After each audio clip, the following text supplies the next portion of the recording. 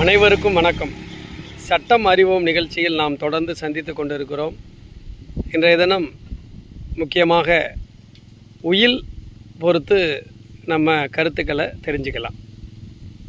உயில் ஆவணம், வில் டீட் என்று சொல்வார்கள். இந்த உயில் ஆவணங்கள் எவ்வளவு முக்கியம், யார் எழுதலாம், எந்த சொத்துக்களுக்கு எழுதலாம், இதில் நிறைய சந்தேகங்கள் வரும். நான் சுருக்கமாக சொல்கிறேன். ஒரு உயில் ஆவணம் எழுதணும் ஒருத்தர் நினச்சார்னா அவர் முதல்ல மேஜராக இருக்கணும், 18 வயது பூர்த்தி அடைந்தவராக இருக்கணும்.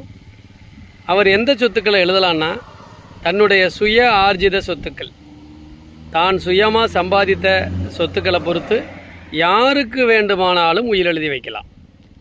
இரத்த சொந்தத்துக்கு தான் எழுதணும், மகனுக்கு தான் எழுதணும், மகளுக்கு தான் எழுதணும், பேரம்பேத்திக்கு தான் எழுதணும், அப்படிலாம் கிடையாது.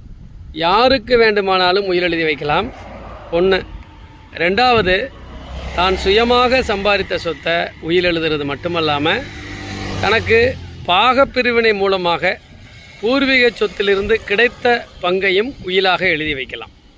ஒரு பூர்வீக சொத்து 10 ஏக்கர் இருக்குது, அது 3 பேர் வாரிசுகள் என்றால் ஆளுக்கு 3 ஏக்கர் சொச்சம் கிடைக்கும். அந்த இவருக்கு கிடைக்க 3 ஏக்கர் சொச்சத்தை அவர் யாருக்கு வேணாலும் உயில் எழுதி வைக்கலாம். அந்த உயில் பத்திரத்தில் எனக்கு எப்படி இந்த சொத்து வந்துச்சுங்கிறத அவர் சொல்லணும்.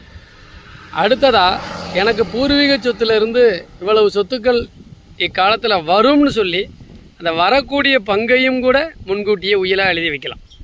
நாங்கள் பூர்வீக வீட்டில் இருக்கிறோம், எங்களுக்கு இத்தனை வாரிசுகள், இன்னும் சொத்து பிரிக்கப்படலை, எனக்கு சி ஷெட்யூல் சொத்துக்கள் எனக்கு வரும், அந்த வரக்கூடிய சி ஷெட்யூல் சொத்துக்களை எண்காலத்துக்கு பின்னால் இன்னார் அடைஞ்சிக்கலாம் அப்படின்னு சொல்லியும் எழுதி வைக்க முடியும்.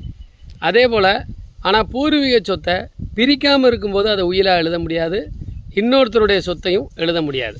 தனக்கு கிடைத்த, தனக்கு பாகம் மூலமாக கிடைத்த, தனக்கு பூர்வீக சொத்தில் கிடைத்த பங்கு, தன்னுடைய சுயார்ஜித சொத்து, இதை பொறுத்து மட்டும்தான் ஒருத்தருக்கு உயில் எழுதி வைக்க முடியும்.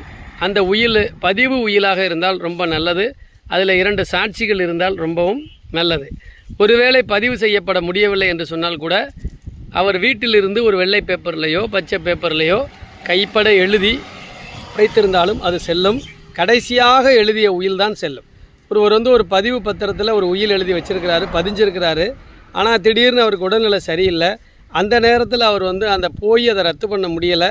ஆனால் அதே நேரத்தில் அவர் வீட்டிலே இருந்து ஒரு உயில் எழுதி, நான் இப்போ தான் புதுசாக இது கடைசியாக எழுதியிருக்கிறேன், இதுக்கு முன்னாடி பதிவு செய்த உயில் செல்லாது, அதை ரத்து பண்ணிட்டேன், இந்த உயில் தான் ஊர்ஜத்துக்கு வரும்னு எழுதி வச்சிட்டார்னா அந்த கடைசியாக எழுதின உயில் தான் செல்லும். மற்றொரு சட்டப்பிரிவில் சந்திக்கலாம். நன்றி, வணக்கம்.